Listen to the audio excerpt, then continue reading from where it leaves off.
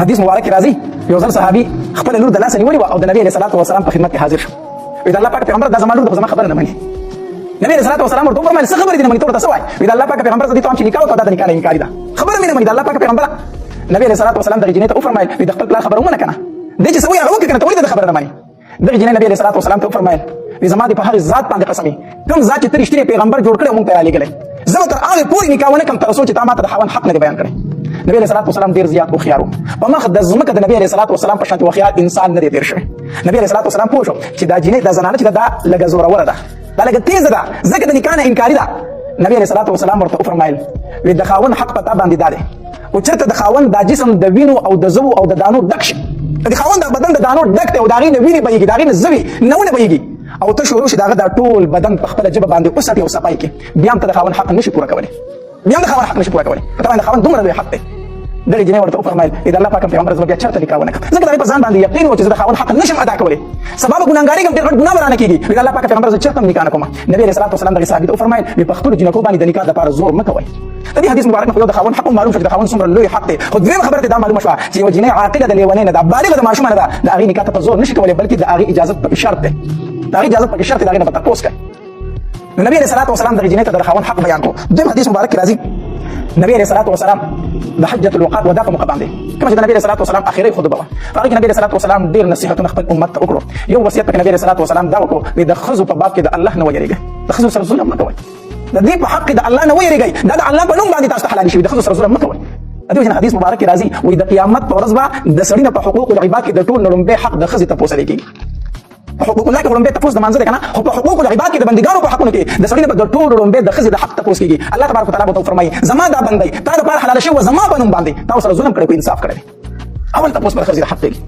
او د ښځې نه به د ټولو لومبی تپوس چې کېږي هغه به د خاوند د حق تپوس کېږي په حقوق العباد د ښځې نه د پلار د حق تپوس اول نه کېږي د مور د حق تپوس اول نه کېږي د ورور د حق تپوس اول نه کېږي د ښځې نه چې د بندګانو په حقونو کې لومبی تپوس کېږي به د خاوند د متعلق کېږي.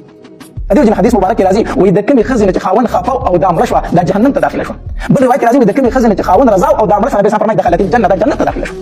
دا جنت ته داخله شوه. نبي صلی الله علیه وسلم ډېر نصیحتونه خپل امت ته وکړو سړو ته وویل وایي د ښځو متعلق د الله نه ویرېږئ دا د الله په نوم باندې تاسو ته حلالي شوي دي.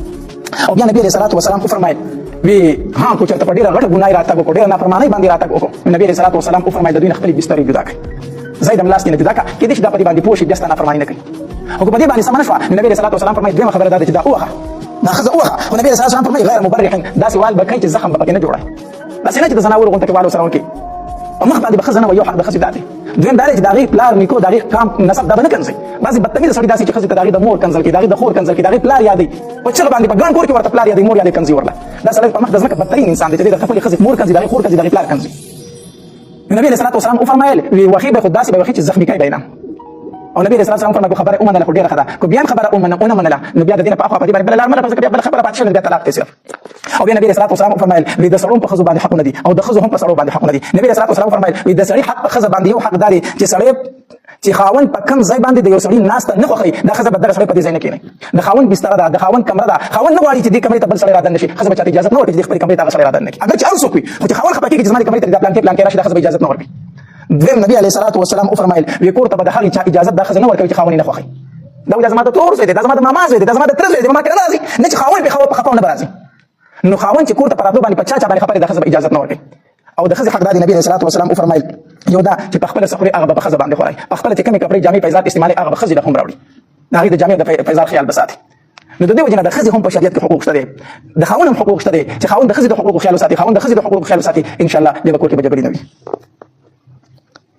او حدیث مبارک راځي نبی علیه الصلاة والسلام یو زنانه راغله نبی علیه الصلاة والسلام ورته وفرمایل وایي ته واده والی هغې او د الله پاک پیغمبر ما واده کړی دی نبی علیه الصلاة والسلام ورته وفرمایل وایي ته د خاوند دپاره څنګه یې ته د خاوند دپاره څنګه مطلب دا دی چې د هغه درنه رضا دی خو رضا نه دی وایي د الله پاک پیغمبره خاوند مې رانه ډېر رضا دی د هغه په خدمت کې زه هېڅ کوتاهي نه کوم هم که چېرته په یېره کې رانه وشي خو زه د هغه نافرماني نه کوم. نبي اسلام دغې ښځې ته وفرمایل وایي دا خاوند ستا جنت هم دی او جهنم هم دی.